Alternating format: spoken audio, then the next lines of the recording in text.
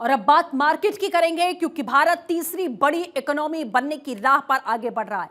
GDP growth 2026 में 7% से ज्यादा रहने की संभावना जाहिर की गई है। जर्मनी में ऑटोमोबाइल प्रोडक्शन में कमी आई है।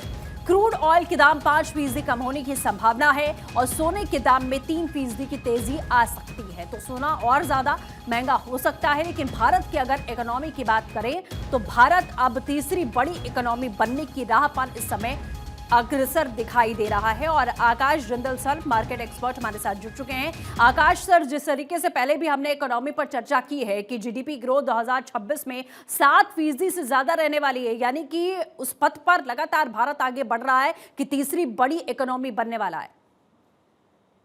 जी हाँ, बिल्कुल। हिंदुस्तान तीसरी बड़ी इकोनॉमी बनने की राह पे चल रहा है। इस साल इनकम टैक्स में जो कंसेशन दिए गए बजट में और जीएसटी में जो कंसेशन दिए गए, उसकी वजह से कंजम्पशन बढ़ी है, जीडीपी ग्रोथ फास्ट हुई है, इनकम टैक्स कलेक्शन बढ़ी है, जीएसटी कलेक्शन बढ़ी है और हिंदुस्तान जल्द ही तीसरी बिगेस्ट इकोनॉमी 1 या 1.5 साल में बन जाएगा, ऐसी संभावना दिख रही है। क्योंकि जर्मनी जो थर्ड बिगेस्ट इकोनॉमी है, पिछले 2 साल से 2023-2024 नेगेटिव जीडीपी ग्रोथ दे रही है। अमेरिका ने इस साल के शुरुआत में 2025 के शुरुआत में नेगेटिव जीडीपी ग्रोथ दी। तो कहीं ना कहीं हिंदुस्तान बहुत तेजी से आगे बढ़ रहा है। सरकार ने जो अच्छे इनिशिएटिव्स दिए हैं, उसका फायदा हिंदुस्तान की इकोनॉमी को मिल रहा है, आम आदमी को मिल रहा है, एम्प्लॉयमेंट अपॉर्चुनिटीज बढ़ रही हैं और आम आदमी का जीवन खुशहाल हो रहा है। बिल्कुल। और आकाश सर, सोने के दाम में 3% की तेजी आने वाली है, इस तरीके की बात भी लगातार सामने आ रही है, क्योंकि सोना दिन प्रतिदिन हम देख रहे हैं जैसे उसके दामों में उछाल हो रहा है। 3% की तेजी क्या बता रही है?